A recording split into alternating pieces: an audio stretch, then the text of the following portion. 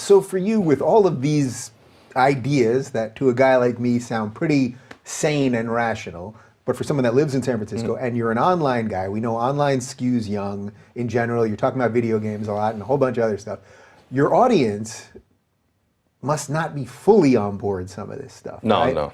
How do you deal with that? I deal with it the best I can is all I can say. I mean, I think that, first of all, my business partners are very patient because I think that they realize, and what I've realized, which is that we are going to lose some people because of my outspokenness. The other guys don't really care about politics. They don't know much about politics. I'm not even sure they really have much of an ideological bent. I think that they're all pretty central or centrist. But they let me go off on my tangents, and they never tried to shut me up or anything like that. And I think, I get tweets often where they're like, "I'm done with you guys. I'm done. I can't deal with this anymore." And I'm like, "Well, I don't want you anyway." You know, like if you have such a closed mind that you can't even hear a different side, a totally reasonable side of a different of an argument. I'm not calling for anything crazy. Actually, when people are like, "You're crazy," or "You're alt-right," or whatever, I'm like, what am I saying that's nuts? You know? Yeah. So when I see that kind of stuff, I often think that, yes, there is a deficit there, but I actually think we bring in way more people because the hidden secret, especially in video games, that I know all too well, is that there are way more conservatives and libertarians in the gaming space than people know. It's just that they're afraid. They'll tell me, but they're afraid to say anything. We're talking about people as high as the leads of studios to all the way down the rung to QA testers and the lowest rung of a video game studio, people in publications and all those kinds of things. The only part of the game spectrum that is almost exclusively liberal is the media, which is what gives this paint, this facade that everything is that way, but it's not. There are plenty of us that play video games. There are plenty of us that use YouTube and like the internet and like Twitter and all those kinds of things. They're just afraid. That's it. So that's a pretty powerful message right there, because I think we're getting a lot of that right now from the mainstream media in general. I think most people are sort of woke, although that word is a little cliche these days. I think most people are woke to a lot of this stuff, and they're getting more woke every day. But the media has tricked everyone into doing exactly the things that you're talking about. They're so afraid now of being called racist and bigot and all those things that people aren't. You'd watch a video game show and go, uh-oh, somebody said something I don't like, and I don't want to post that on my Facebook feed because then someone will think that, well, one of the 5 guys said something that I don't agree with, and da-da-da-da-da. That's a scary place to be. Yep, absolutely, and that's why I try to push the envelope as much as possible with some jokes that I tell, or some, not that I'm a comedian. You actually have a common background. I don't. I think I'm unintentionally funny. I used to be funny a long time ago. But with the specific situation of our morning show that we do, I do that much less, but we do a morning show on Twitch every day, every weekday that I started. That was kind of inspired by like Morning Joe, and which I actually really enjoy, and like PTI and some of the ESPN stuff because I'm really into sports. So something outside of games. And what I realized was that people kind of like it when you say something inappropriate, or that society in 2017 or 2016 or 2015 deems inappropriate. Because I always come out with this, like, I'm not a racist. I'm not a bigot. I'm not a sexist. I don't hate women. I don't hate anybody. Like if you believe that about me, that's your choice. And I remember my father saying something really powerful to me when I was a kid, which was, it's very simple and almost mundane, but if it only matters if you know the truth about yourself. If that's really kind of the shining light. If everyone else thinks something else of you, regardless, you know what's in your heart, and I know what's in my heart.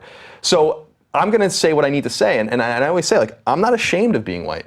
I'm not ashamed of being male. I'm not ashamed of being straight. I'm not ashamed of being an American. I'm not ashamed of any of this. Like, I didn't do anything to anyone. I live my life. I don't have a ticket to my name. I didn't do anything to you. You know, like I treat everyone with respect. I'm a please and thank you kind of guy. I hold doors open for people. I send thank you cards. I do all like all the little things, the little kind of pieces that make a person, I think, good and thoughtful. So that's what matters. If you can't take a joke that I make about a Nazi, or you can't take a joke I make that might be a racial joke or something, that's on you. I don't care. Like, that doesn't make me a racist, and that doesn't make me a bigot. Yeah, and yet we live in a time where you know that over the course of this hour, you could say accidentally one thing that you just slightly, word the wrong way, and then the meme comes out about it, and then 1,000 people tweet it. But I guess your bigger point stands, which is you are not those things, and it is what it is. Right, exactly, and it's one of those issues. I mean, at the beginning of the show, I said, like, if we're from Long Island, we're genetically advanced, right? Someone's going to think, like, that's a stupid... That's a fact, though. It is. But it's a flippant kind of thing you say, and you throw it out there, and I'll never think about it again. Yeah, someone out there is going to think, he believes in eugenics. You know, or something like crazy like that. I'm like, no, it's a joke, dude. It's a joke. You know, like I want to loosen things up and shake things up, and just in my small little sphere, in my small little way, I'm an insignificant person. I'm one of the most insignificant people that's ever sat in this chair across from you. I watch this show. You know, you have the Glenn Becks on, you have the Ben Shapiro's on, you have all these big names. I'm a smaller name that's not known for politics, but politics happens to be my biggest passion, way more than video games, and it always has been. I got all these tattoos on my arms when I studied American history. Maybe we should switch jobs. I'm starting to think, because I should be going back into video games. You could be doing this. I'm happy to do that. I wish Maybe we'll do like a weekly swap or something. Sure, I love that. But I think that there's, you know, if you look at the Venn diagram of everyone's interests about gamers, about people that are maybe into film or cinema or into television, there's a political overlap with a lot of people. People have passions and they have kind of leanings, and that should be embraced. If someone leans left or someone even leans socialist or something like that, well, that's perfectly fine. Let's have a reasonable discussion about that. Yeah. But this orthodoxy, I'll give you an example. Right after the election, there was a great piece. I want to say it was in Hollywood Reporter or something like that about Steve Bannon, who's, you know, the boogeyman to everyone. Yeah. And all I tweeted out was like, I think I tweeted out literally verbatim, this is an interesting piece. What an interesting and smart man. No endorsement of him. You're gonna pay for that one. Man went to Oxford and Harvard, so some of the best institutions in the entire world, ran a bunch of businesses. I'm not endorsing what he's saying. I don't read Breitbart. I don't care about that kind of stuff. What I'm saying is, what an interesting and smart man. Yeah. Period.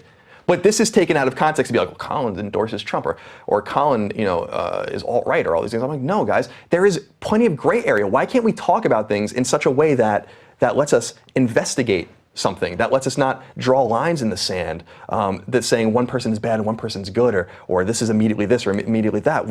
Like I said, there's no intellectual curiosity anymore. That brings us to this point where we're butting heads with each other. And I think what I've found, frankly, that I think you found a long time ago, is that I'm an unwitting culture warrior. Like I'm in, you know, like I'm gonna fight. Yeah, so I love that, obviously. And does that lead you to believe something that Paul Joseph Watson is saying now a lot? And I know even if I had him on the show, which made people think I was a conspiracy theorist and blah, blah, blah. An interesting man. I listened to the guy for an hour. Yeah, every time I retweet him, people go completely bananas. RTs are not endorsements. Yes, they're not endorsements. Sometimes I do agree with him. Sometimes he says something interesting, whatever it is. But he's been saying lately that conservatism is the new counterculture. Do you buy that? Yes, I think that's. I think some people were saying punk rock and stuff like that. I'm like, I don't know. I don't even know enough about the '70s punk scene to even know if that's true or not. But yes, clearly, because the orthodoxy comes from the left. The stagnation of thought comes from the left. All this, you know, the not. A good example is, everyone's like, well, it's my free speech to counter your free speech. And I'm like, of course it is. Absolutely. But we all know that the intent on one side is not to counter it, it's to squash it. When I say, when a person says, like, I like Donald Trump, and then another person says, I don't like Donald Trump, well, that's the exercise of equivalent free speech. When someone says, I like Donald Trump, and someone says, you're a bigot and you're Nazi and you're a racist and you should be ashamed of yourself and your entire family shit and your entire state shit and all that kind of stuff. Well, that's not free speech. That's actually insulting. That's actually demeaning. That's actually trying to bully someone out of a point of view. And that's not what's happening. What happened at Berkeley, I'm not a Milo fan at all. I've never been. I think he's an interesting dude. I've listened to a lot of his speeches. I think he has some interesting points. It was interesting to watch him kind of fall apart over the last couple of weeks. But you know, I kept saying to people, even before all that stuff came out about him afterwards, where I'm like, if he just went to that speech and there was an empty auditorium and everyone was going about their business and going to class and all that kind of stuff, that would have destroyed him. Yeah. You know, but you gave him all this attention, and it heightens them simply because you don't want to have a conversation. And if you think they're so wrong, if you think this point of view is so wrong, then why are you afraid to debate it? It's so strange to me. If you're so powerful, if you're so philosophically right, if you're so educated and intellectual, then what are you so afraid of? That, like, I guess it's easier to burn shit and tell people to go fuck themselves, which is, unfortunately, tactics that we're seeing only from one side these days. Exactly. I mean, I don't like painting necessarily with a broad brush all the time about, well, it's just the left. There's fucking assholes on the right, like terrible people that make all of us look bad. And I'm never going to say the Richard Spencers of the world and all those kinds of guys.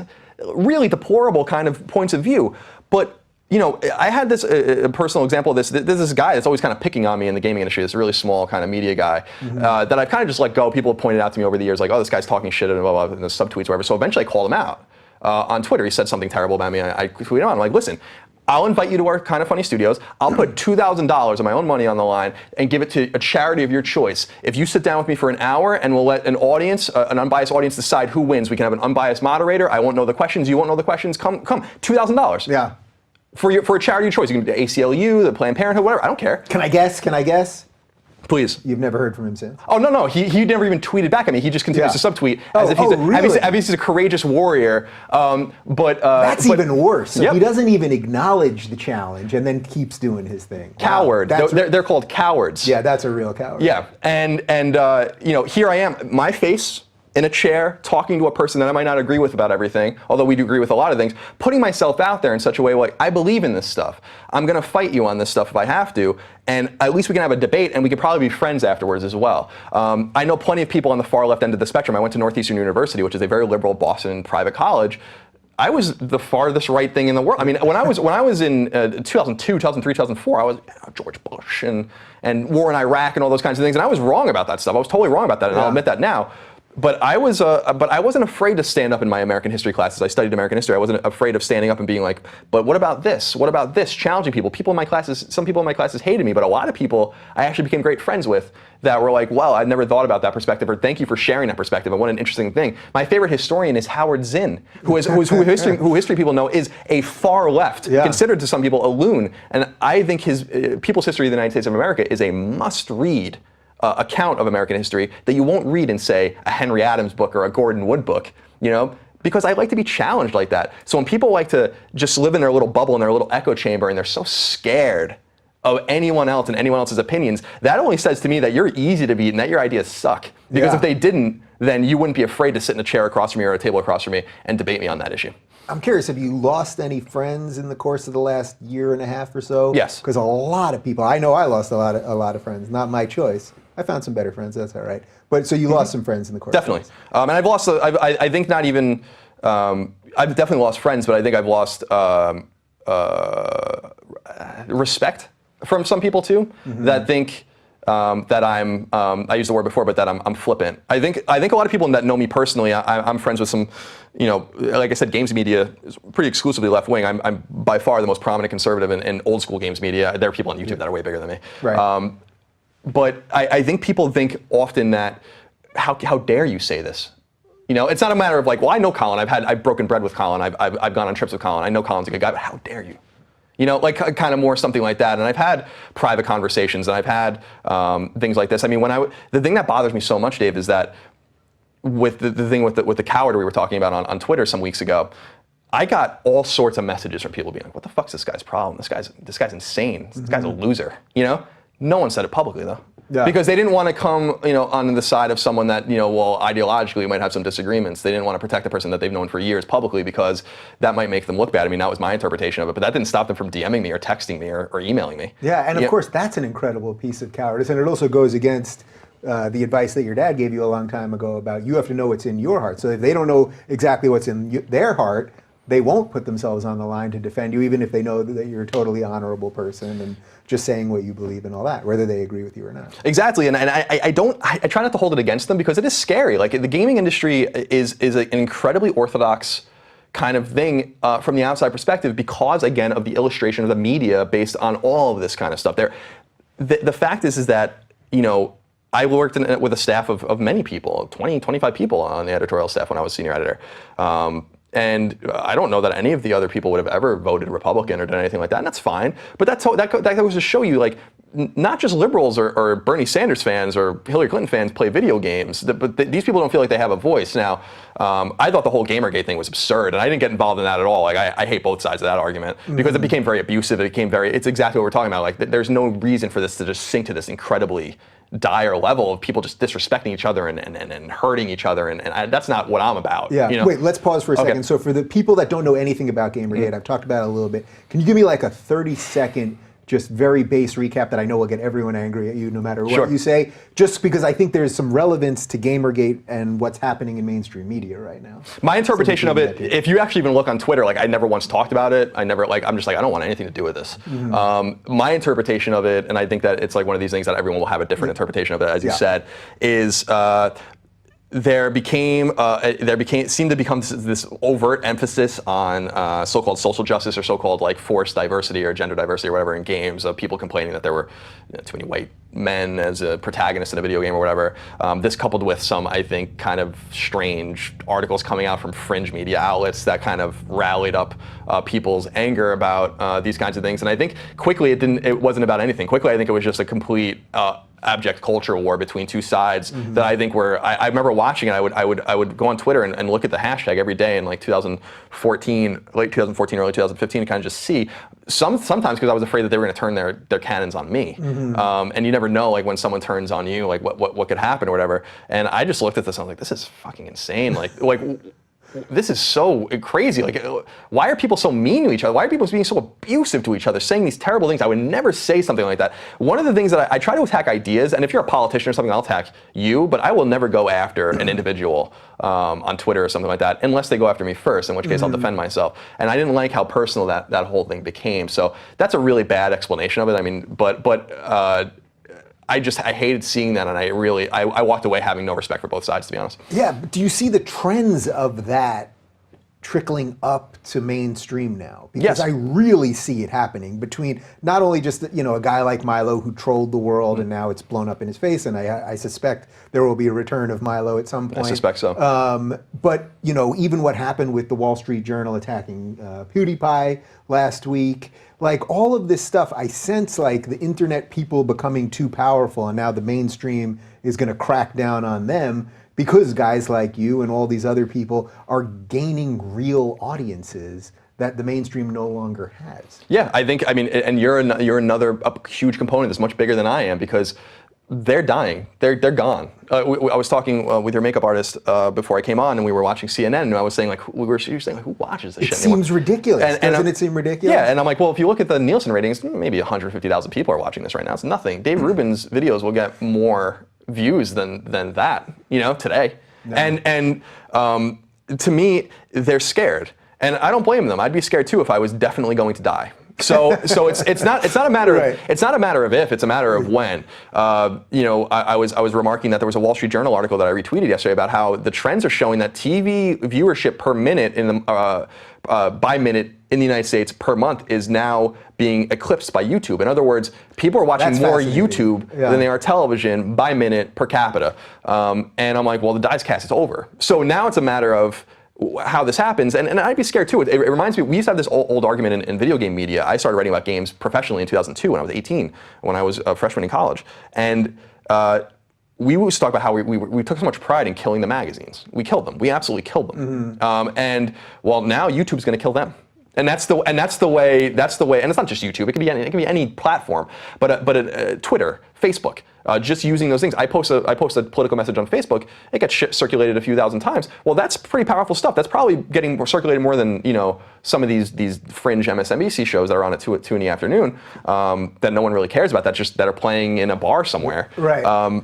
Well, that's what I was thinking during this whole PewDiePie thing, as Wall Street Journal's turning on him. The guy, I don't even know his work that well. I know he does some silly videos and he does video game stuff and all that. But this guy has something like 9 million Twitter followers. I have no idea how many YouTube people. Do you have any idea? It's something it's 55 million. 55 million subscribers. I think he's something like 20 million ahead of the next person. Right, so think about that. If this guy has 55 million subscribers, we're going to crack 400,000 next week. Congratulations. So, thank you very much, although that's real shit compared to this PewDiePie. But the point is that by the Wall Street Journal going after him, it's only a win for them, even though he's obviously not a Nazi, and I have no reason to believe he's a racist, and maybe he made a bad joke. You can argue whether it was in poor taste or whatever. I don't even think it was that. But it's only a win for them to go after him because they know they're going to get clicks off him. So it's like, we've created this monster now where they need these people who have made them irrelevant so that they can grasp their last bit of relevance. Yeah, they call it death throws. And they're in the death throws. Yeah, and it's what I was so fascinated about with the PewDiePie thing, I didn't think what he did was necessarily in good taste, and like I don't know him personally. I've had some private correspondence with him, and I think a DM or something, and we've tweeted back and forth a couple of times. But he's a big deal. By the way, he makes like $15 million a year. So this is a guy that is well financially eclipsing a lot what a person in a newsroom would make. And there's some jealousy there, I think, absolutely. And jealousy is an innate primal thing. Like I don't castigate anyone for being like, I wish I was that, But it's about how you act when you're in those situations.